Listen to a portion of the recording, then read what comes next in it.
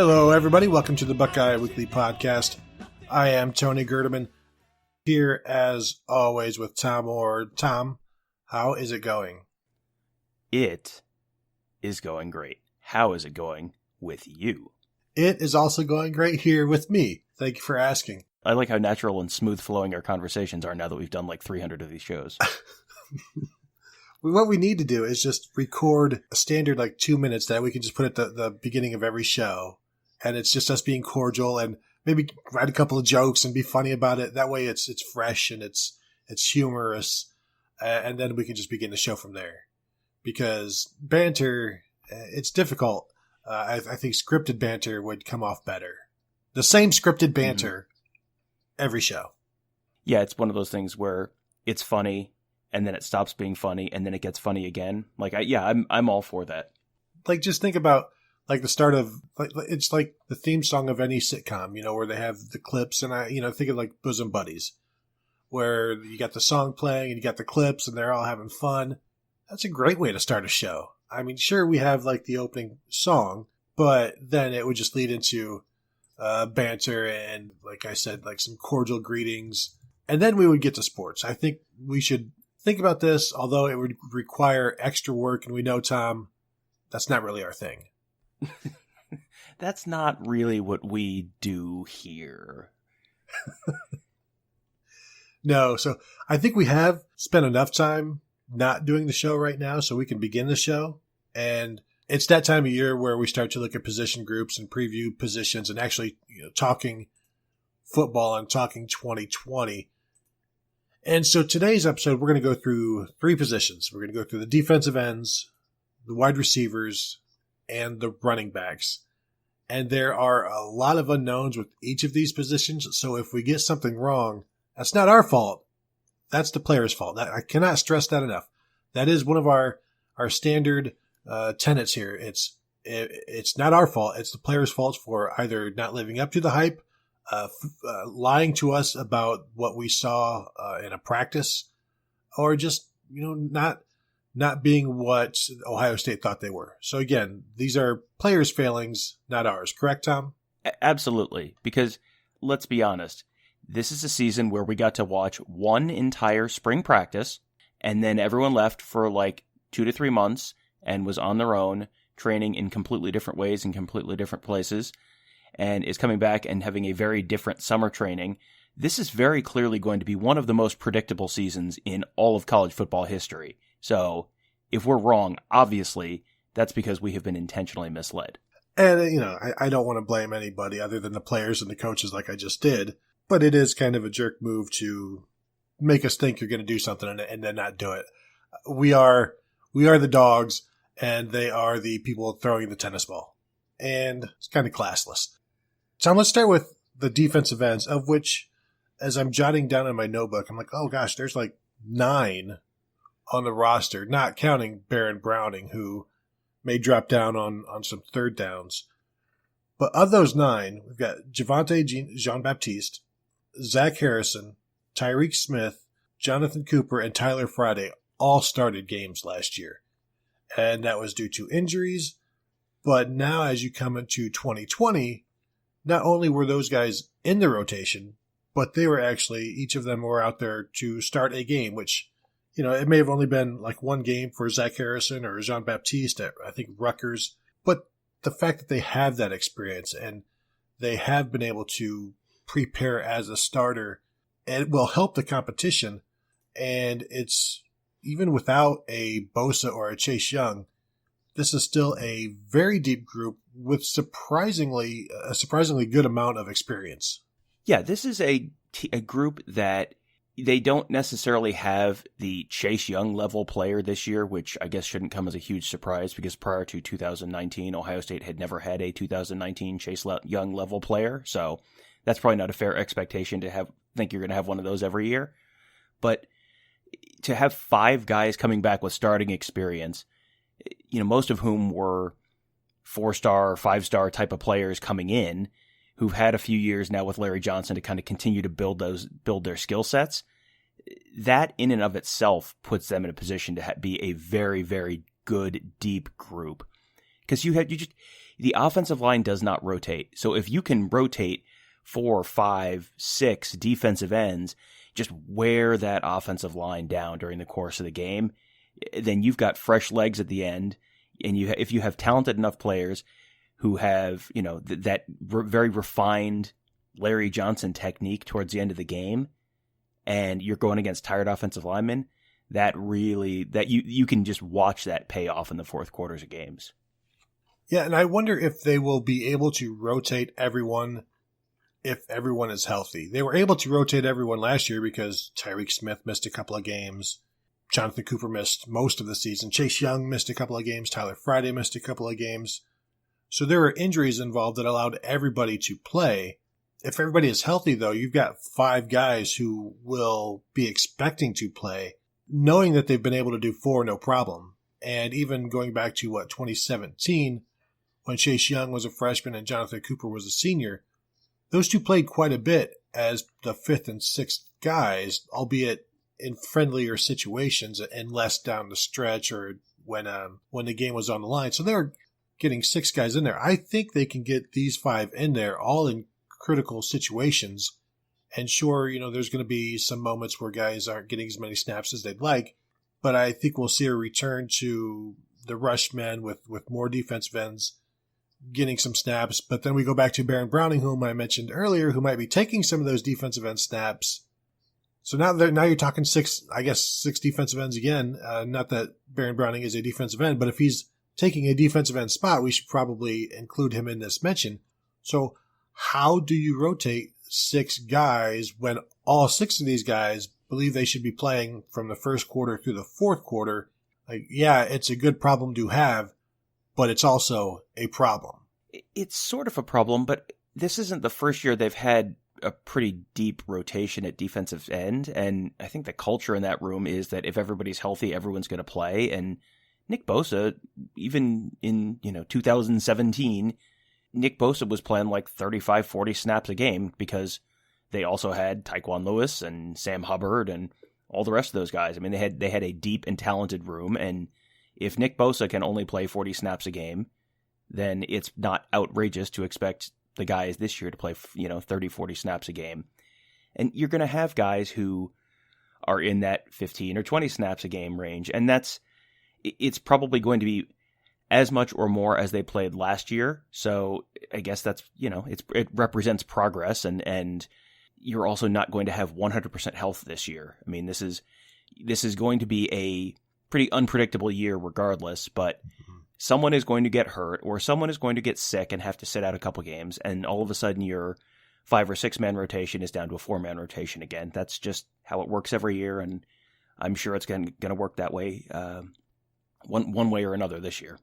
Yeah, that's probably a good point. You want as many as you can have because this is going to be, even though we said it's going to be very predictable at the start, Tom, you're actually being a little facetious there, and it's going to be maybe just a little, yeah, might be a little crazy this year. The expectations for all of these guys, I'm like, of these 5, and we'll leave Baron Browning out. How many of these guys do you see ending up with, say, 5 sacks? Because for me, we're all waiting on Jonathan Cooper, but that's never been his thing. He does everything else well. I think Tyreke Smith, all he needs to do is be healthy. And then he'll be there. He'll be above that 5 sack. Zach Harrison, I think he'll be there. Tyler Friday, I'm going to say no. Fontaine Jean-Baptiste, to me, is a guy that he's on the verge. And he's athletic, he's quick, he's fast. He might have one of those games where he gets half of that total against Rutgers in the fourth quarter or something like that. So in this who is going to get 5 or more sacks, I'm going to go JJB, Zach Harrison, and Tyreke Smith. Where are you? I think Zach Harrison and Tyreke Smith are probably the free spaces on this bingo card. Like, if they're healthy, they're going to get there. I would think Tyler Friday is a decent possibility. Fontaine Jean-Baptiste is for sure a possibility as well. But Tyler Friday last year had a couple sacks and only played he only had 8 tackles all season, and 2 of them were sacks. And that was in 11 games because he was dinged up quite a bit last year. So, yeah, I think he's a decent possibility to get there. I would love for Jonathan Cooper to hit that number this year. That would be just really nice to see him after, a career that has probably not gone exactly the way he thought it would go when he was coming out of high school. It would be really nice to see him have a good solid year. Mm-hmm. I just don't know how many snaps there are going to be for him to be on, to be able to get to that number. It's just, if he's getting 25, 30 snaps a game, that may be hard to get to that number. But yeah, no, I think Zach Harrison and Tyreek Smith are almost certainly going to be in that club, and I'll throw Tyler Friday in as my third. What might help the availability of sacks is that the defense probably won't be as good, so there'll be fewer 3-and-outs and more opportunities for that. If we're going to look for a silver lining for defense that won't be as good as it was last year, it's like, hey, defensive ends are going to have more opportunities because they're going to be on the field longer. And there's your 6-man rotation. So congratulations, we've solved it for you. What about Noah Potter, redshirt freshman, wearing number 97, and was, a 4-star guy, looked good in what little bits we got to see of him, but it's hard to watch the 97 in Ohio State and not be like, wow, it looks pretty good, because it's something we're used to seeing and it looks good. Where is he in this? Because this might be, you're in there in the fourth quarter and you're not yet in the rotation, but after, you lose Jonathan Cooper, then there'll be room for you. But he's also going to be, you got the 3 freshmen coming in that he's going to have to stay ahead of.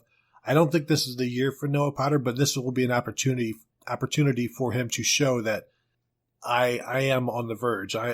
Next year will be my year. This is a good opportunity for him, and Larry Johnson will put him in situations to succeed, which is what Larry Johnson loves to do with young guys, and build up their confidence and show, like, what I teach you is working. Look how you just got to the quarterback. So I don't think it necessarily happens yet for Noah Potter, but I think there should be a couple of flashes that let you know next year he's going to be battling for that rotation.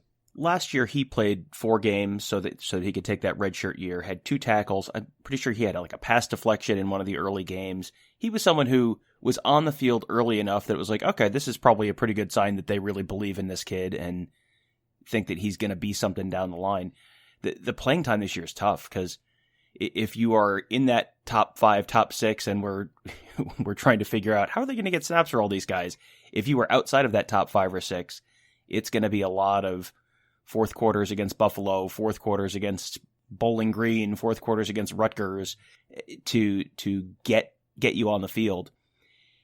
I could see him having not quite a Gerdeman and Jean-Baptiste kind of trajectory, where Jean-Baptiste redshirted in 2018. Last year had 14 tackles, 1.5 sacks. That was partly a function of how many injuries they had and the fact that he got probably more playing time than Noah Potter will this year, assuming they stay reasonably healthy.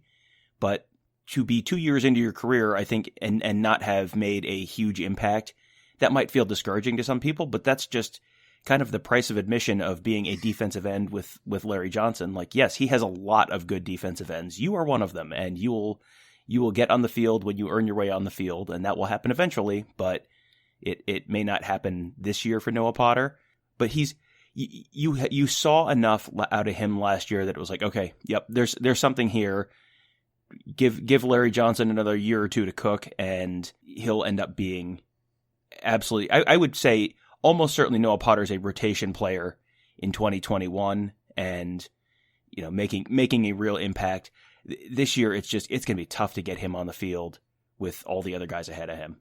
Yeah, I go back to, I think and we'll move on here in a sec, but Taekwon Lewis was, he had to wait his turn. He was, I think, he was a redshirt freshman on the national championship team and really didn't play much. He was in there a little bit, but then it wasn't until after that, his third year, where he began to blossom. So that's just how things go. Tom, let's move on to the wide receivers. And I have said before that I believe Garrett Wilson and Chris Olave will both hit 1,000 yards receiving this year. that is due in part to, I think they're both kind of talented. I think their quarterback is decent, Justin Fields. I believe they might have to score a little bit more, and maybe Justin Fields plays a little bit longer, not because they're in close games, but because they need to get that touchdown in the fourth quarter to make it 28 points, whereas last year they didn't, that was more of a mid-third quarter rather than an early fourth quarter thing. So I think maybe they might play more. So I am going with that. I know you were in doubt of my accuracy with this prediction in the past. I'm guessing you have not really changed your mind because there are still a bunch of other guys for Justin Fields to throw to this year. Yeah, I think you're kind of slowly wearing me down on this one. Olave last year had 49 catches, 849 yards, 12 touchdowns. Like, that is a monster season. So that's 150 yards away from being a 1,000-yard receiver. So it's entirely possible he gets there because you don't have KJ Hill sucking up 57 passes like you did last year. Garrett Wilson last year, 30 catches, 432 yards, 5 touchdowns.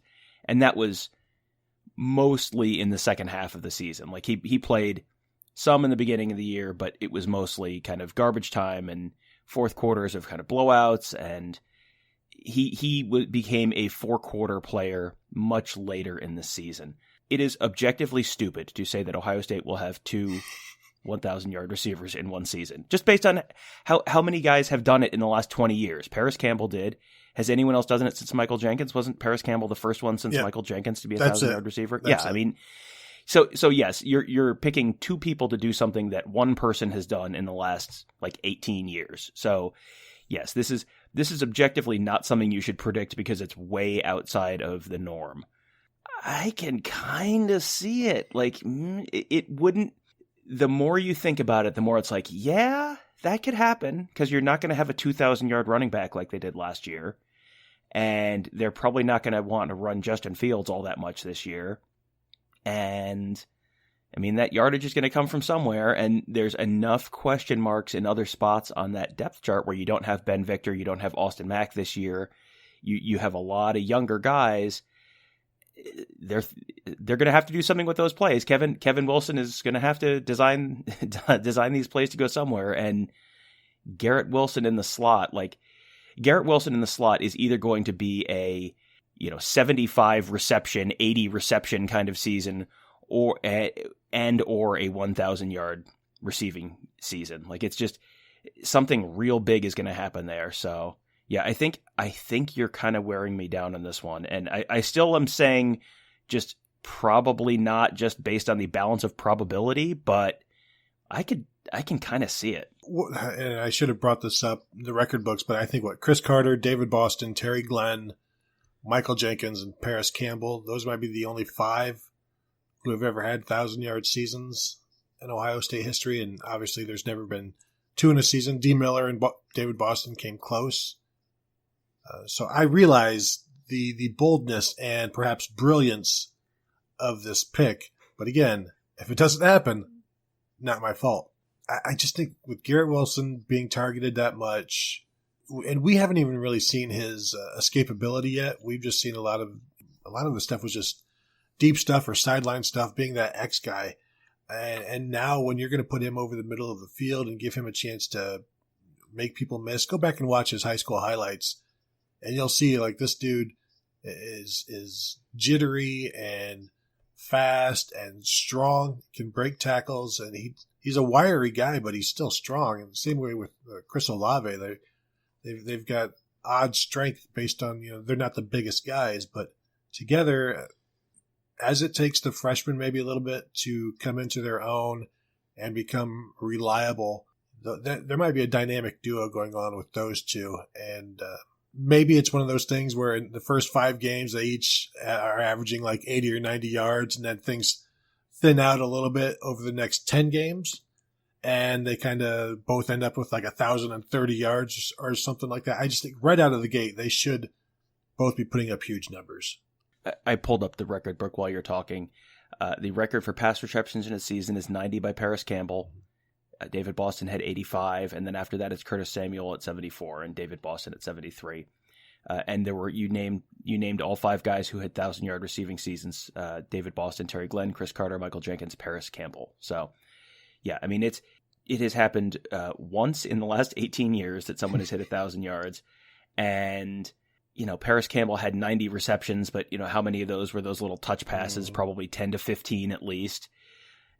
But yeah, I mean, I think there's a decent possibility that you get Garrett Wilson north of 70 catches this year, and you get at least one and possibly both of those guys. I mean, only 9 players in Ohio State history have had a 950 yards or greater receiving season. I think it's quite possible that you have 2 of those guys on that list this year. I think that's entirely possible. And it would be 1,000 for each of those if they would have just not broken off the route in the last game. Is that what you're telling me? Too soon? I would say too soon. I mean, I will leave it up to our listeners and remind them that they should only review us if Tony has not recently said anything that makes you extremely mad. Do not leave us a review in that case. That's a good point. Wait till he says something you agree with, and then leave us a review. Don't you guys love Ryan Day? Isn't he great? Let's break the depth chart down. Let's project that, because I think for me, I've got Olave at the Z. We know Wilson's should still be in the slot at the H. The X, the way they talk about Jaylen Harris, he has taken a step forward and is a leader. So those are my top 3. But then we remember last year when they moved Austin Mack away from X and put him at Z, so as to get the best 3 receivers on the field, which they viewed as Victor, Mack, and KJ Hill. Could they do something this year? Can Jameson Williams or Chris Olave do the X thing? And then you have, who is the 3rd best receiver, I guess, Tom? Let's start with that. Yes. So that's an interesting question. And as soon as we get to watch our second practice of the spring, I'll feel like I have a better handle on that. Exactly. Answer. So any day now. Yeah, I put together a depth chart, and it's a little bit of a Jim Bowman depth chart because I have Garrett Wilson as a starter at H, but also he's on there at X as he might be the second best option at X behind Jaylen Harris, and he might be the best option at X ahead of Jaylen Harris. I don't know. I'm pretty high on Jameson Williams. Yeah. But we haven't, I think we saw some flashes from him last season. I think we saw some flashes from him in that practice we got to watch. I'm very high on Jackson Smith-Njigba.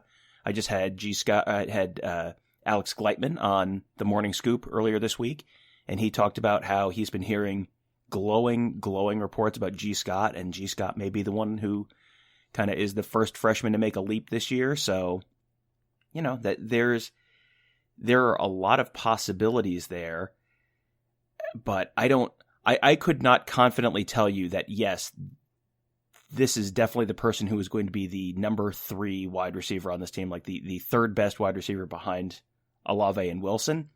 And that's one of the reasons that the more I think about that, the more it's it's going to be someone, but the fact that there's not a clear cut, also this guy's great, that makes it more likely that Olave and Wilson hit that 1,000-yard mark this year, just because they're great, and virtually no one is going to have 2 cornerbacks good enough to lock down both of those guys. So they're probably going to get the ball a decent amount. And last year when we would talk about Garrett Wilson leading up to the season, it was always Garrett Wilson at the Z with, whomever, with Chris Olave.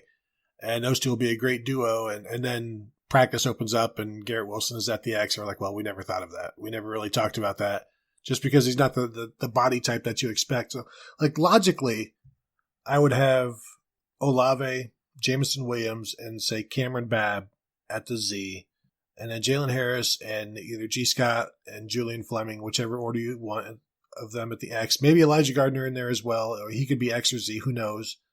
And then at H, it would be Garrett Wilson and some combination of C.J. Saunders, Jackson Smith-Njigba, and Mookie Cooper.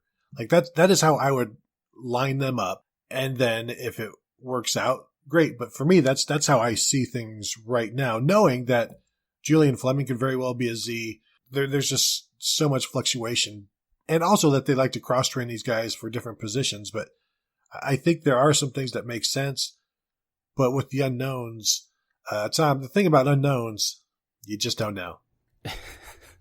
Let me write that down. Mm-hmm. The other name you didn't mention was Demario McCall. Yeah, oh geez. He's someone who he could be the third guy. So if he's the third best guy, then you move Garrett Wilson to X, and then Demario McCall's the H. I mean, and what the depth chart is now is not necessarily the depth chart 6 weeks into the season. But by mid-October, early November, assuming you have a normal season, I think you're going to have a G. Scott or a Jackson Smith-Njigba or a Julian Fleming working their way into that rotation, and possibly more than one of them. And we also should note that C.J. Saunders has not officially been approved for that 6th year yet, as far as we know.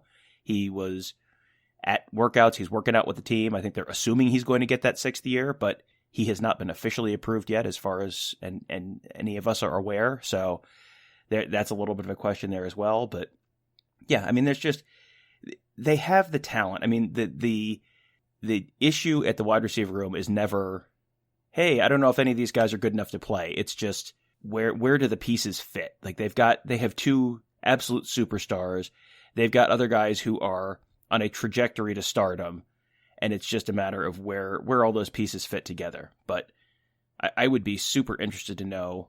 I mean, I would be real interested to know what Jaylen Harris's stat line is this year. You tell me Jaylen Harris's stat line, I think that would answer a lot of these questions. Does he have another 5-catch season, or does he, step up and have, at least like an Austin Mack type of year, like 30, 40 catches and 400, 500 yards. If he has a season like that, like that's probably a pretty good indication for them that they've got multiple good options out there. Yeah, if he's even over 25 catches, that's a good sign that he's an active, viable option for them. So let's move to running backs, where you have a player returning or arriving with starting experience in Trey Sermon, but nobody else with that kind of experience because J.K. Dobbins is off to the NFL. So you've got Trey Sermon, Master Teague, Marcus Crowley, Steele Chambers, Demario McCall, and freshman Mayan Williams. I think that was all of them. There's going to be some fun competition in this. I don't see a 1,000-yard rusher. I see like Sermon and Teague in the 700 to 800 yard range, and maybe Crowley in the 400 to 500 getting reps behind them. For me, I just think Crowley will have to bring up the rear because the other 2 guys are more experienced. We've heard that Master Teague is healthy and full go, so that is excellent. Trey Sermon should be fine. He looked okay. He looked good on arrival day. So based on that, but for me, and I'm one of the cautious guys about Trey Sermon. I know a lot of people are expecting 1,200 yards, 1,400 yards, and for him to lead the team. He may lead the team. I'm more conservative in my expectations of what is going to happen with the running game. I think it'll be fine because the offensive line is awesome and the guys are talented. I just don't know that there's going to be one guy who steps up above the others. And for me, it'll be Trey Sermon and Master Teague, somewhere both in the 700-800 yard range. And Teague was there last year.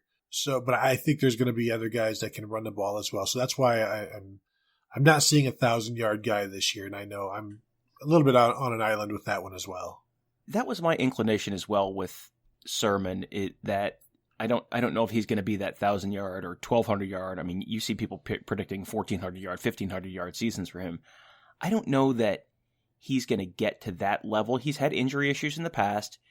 They're going to be rotating him with Teague. They're probably going to keep Marcus Crowley in that rotation to some degree as well. I think they're very happy with Marcus Crowley if he's healthy. And I don't know if Sermon's going to get enough carries to be a 1,200, 1,500 yard back this year.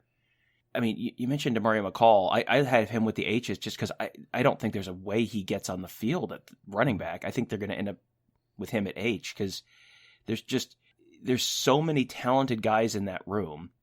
And I mean, Steele Chambers looked really good last year in the limited amount of action, and he's probably the 4th back this year. There's so much talent in that room that I don't know, I don't know where DeMario McCall ends up. He had 18 carries last year, 122 yards. I don't think they have enough footballs to go around, basically, with the talent that they have there. And I'm a little bit conservative probably with transfers, especially the first season coming in. Justin Fields, if you go back and listen to our shows last summer, I was a little bit conservative on Justin Fields, and yes, he has a really good arm. Let's see how his accuracy is. Let's see how he does with reading defenses and decision making and all of that other stuff. And safe to say he exceeded my expectations. He was better than a pretty good quarterback last year. That's probably on me, but not everyone is going to be a Justin Fields or Jonah Jackson level transfer. Sometimes guys come in and they're just, he was good. He was good. And, hopefully Sermon can stay on the field, and hopefully he can, put together the kind of season that I think, I'm sure he's coming to Ohio State anticipating that he will be the starting tailback and be a 1,000-yard rusher. That's just, there's just, between the depth and some of the injury concerns, I think there's reason to think that they might not have a 1,000-yard rusher this year. Yeah, when it comes to transfers, sometimes you're just Kendall Sheffield, quote unquote, and that's a terrible slam on a guy who was very, very good. But sometimes you're Jonah Jackson, sometimes you're a guy who people want benched, like Kendall Sheffield, who still played very well. The thing about Ohio State running backs with a quarterback that will run the ball is that third guy, there's almost no carries for that guy, no meaningful carries. So that's why I have concerns about Marcus Crowley in terms of just getting enough touches or being involved. And so, yeah, he'll probably be brought back slowly because they can afford to. It's just, it's too bad because I'll say this on every show. I still think he very well could be the most talented guy of the group, but there's not going to be a lot of opportunity for him to show that this year. And we've only seen a little bit of Master Teague, and I know people got down on him after the way he ended the season, but this is a guy that everybody was loving for like the first 11 games when he was the guy who would basically the closer of the Ohio State offense, would come in and run the ball in the fourth quarter and look really good doing it. And then he didn't look great against Clemson. I don't think he looked great against Michigan as well. Oh yeah, those are two pretty darn good defenses, so it's hard to judge him based on that. But then, you go back to what Ryan Day said. I want to see Master Teague do this in the first quarter, do this against healthy defenses and rested defenses, fresh defenses. We'll get to see that this year. He's strong. He's fast. He's not J.K. Dobbins, and so maybe you do some things differently. I think a lot of people are kind of forgetting about how good he was for a while, on pace for 1,000 yards, basically just running the ball for the last 18 minutes of the game. And, he finished with 789 yards, 4 touchdowns last year. Dobbins had 301 carries, 2,000 yards, 2,003 yards, and 21 touchdowns. If you told me that the top 2 backs didn't end up with 300 carries, 2,000 yards, and 20 touchdowns this year, I don't know if you would get the top 2 or even maybe all 3 top running backs to that number. That's a lot. Those are just crazy, crazy numbers. And Crowley last year, his season was cut short. You mentioned, the third back doesn't necessarily get that many carries. He played half the season. He played 7 games, had 25 carries, 237 yards, and a touchdown. So basically he was on pace for 50 carries, 500 yards, and a couple scores. If you get Teague and Sermon and Crowley, Crowley ends up with 500 yards rushing this year, and Teague and Sermon each end up in that 800, 900 range. That's probably an okay season. You run into issues with playing time and rotation, and I felt like 2 years ago. 2 years ago the offensive line was obviously quite a bit of the issue, but getting Dobbins and Weber in a comfortable rotation where guys were not trying to do too much when they were out there, that was kind of a tricky thing, I think, for Tony Alford a couple of years ago. That'll be something he really has to figure out this year because, like we said, the offensive line is going to be much better than it was 2 years ago, but that's still just a tricky thing, just personnel-wise, figuring out how to balance that playing time? Do you ride the hot hand? Do you just alternate drives? Like, how do you manage that? Because that can be a benefit if you're keeping guys fresh throughout the game and throughout the season, but it can also kind of create issues with guys just sort of feeling out of the loop, feeling like they're not in the rhythm of the game and all of that. I'm looking at the Big Ten rushing leaders in the fourth quarter last year. Ohio State had 3 of the top 5. Master Teague led the Big Ten in fourth quarter rushing last year, 359 yards on 50 carries. Jonathan Taylor was second with 26 fewer yards and 4 more carries. Dobbins was third. Marcus Crowley was fifth. You said he rushed for 237 yards last year. 232 of those, every carry but one, came in the fourth quarter, averaging 9.7 yards per carry in just, like you said, half a season. And then you've got Steel Chambers down at number 20 in the Big Ten with 18 carries for 126 yards, 7-yard average in the fourth quarter. I think if they extended the fourth quarter to like 25 minutes, Ohio State could have 3,000-yard rushers. But being that it's just 15 minutes and they're running the clock out, that's too bad. But there's going to be plenty of guys, plenty of talent to make this one of the best running games in the Big Ten. Probably the best again, with Wisconsin losing Jonathan Taylor. Who knows what they have? I'd kind of be surprised if Ohio State doesn't lead the Big Ten in rushing, which is going to be good news for the passing offense and Justin Fields and all of that good stuff. Yeah, I mean, with Michigan replacing a bunch of offensive linemen, Wisconsin losing Jonathan Taylor, and I think losing a couple offensive linemen. I mean, there's enough turnover that Ohio State, with the skill talent they have at running back, and I keep thinking of it as 4 returning starters because I keep looping Harry Miller in as a starter, which he isn't, but kind of he is. And it seems like this is going to be a year when the Ohio State offense performs better than people expect, because it's like, well, how could you lose J.K. Dobbins, still be able to run the ball really well? It's like, well, a lot of that is on the offensive linemen, and this has a chance to be one of the best offensive lines in Ohio State history, I think. And if they are that good up front, if Thayer Munford is healthy and they find either Nick Petit-Frere or someone else to be the right tackle, DeJuan Jones or whoever it ends up being, this has a chance to be a really, really, really special Ohio State offensive line. And if you have a really special offensive line, your running backs are going to look pretty special too. Yeah, it should be a fun season. I'm excited for it. I think there's quite a bit of possibilities for this team based on the offense. And we will continue with these position breakdowns throughout the coming weeks and really dive into it as we love to do on this show. And when there's actual football to talk about, we do that as well. So sometimes there will be breaking stuff that we have to talk about. So some of these shows may get pushed a little bit back, and that wouldn't be the worst of things if there's actual stuff to talk about, like Ryan Day holding a press conference or anything like that. But we will make sure that we get all of the positions previewed for you before it's time to break camp and start doing that stuff. So thank you all for listening. Oh, make sure to check out BuckeyeScoop.com. There's so much stuff there. Check out all of the podcasts. Scoop World Order with Kirk Barton. He's got another guest coming up. I think he's going to be dropping another episode, or he has already dropped another episode this week. Buckeye Sloopcast on Monday. I was on there. You got Tom's Morning Scoop every Monday through Friday. That's a daily thing. Tom, is that right? Monday through Friday, every day.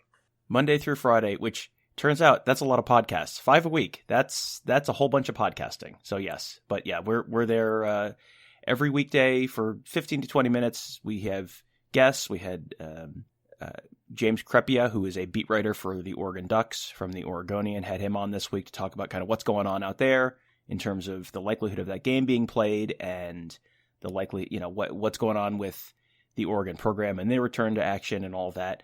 And we'll just have on guests as well from our staff. Like I mentioned, Alex Gleitman was on to talk about some of his reporting on offensive line recruiting this week and some other insights for stuff going on inside the program. And we'll have had Ross Fulton on Wednesday. He is kind of our X's and O's guys. Talked to him about Mesh, which is a play that Ohio State ran a ton a couple years ago. A really, really interesting play from the air raid developed by Hal Mummy we're going to time travel a little bit. I have not yet recorded that, even though that podcast went up yesterday by the time you're hearing it. That's okay. It is always a great conversation with Ross. So I will tell you already that is going to be worth listening to. So just, find the Morning Scoop on Apple Podcasts or your podcast platform of choice, and you can subscribe there and get that dropped to you. And it's like 15, 20 minutes, just good for while you're walking the dog or getting ready in the morning or driving into work, whatever it is. Just give you a little dose of Buckeyes every day. Well, I hope that interview happens, and that I'm also happy that it did happen. So congratulations on that. Gives in the Bank, doing their recruiting every week, and then they've also got their Vegas Knows podcast. Is that did I get all of the podcasts? And this one, I think so. This I think one. you got them all. Well, yes. Oh, yes. Buckeye Weekly. How could we forget? If you've listened this far, you're aware that this is a podcast that also exists. And if you haven't yet, go ahead and join the site. Sign up. Become a premium member. If you sign up before July 4th, you can be part of the Founders Club, and there'll be some benefits there as well. So give us a look, check it out. You will like what you see, and then there's YouTube that you can. We've got a YouTube channel you can check out. Just search Buckeye Scoop there. There's interviews, there's podcasts, there's some streaming NCAA football going on there that you'll see some of eventually here as well. So thank you all for listening. Check us out at BuckeyeScoop.com, and we will talk to you later.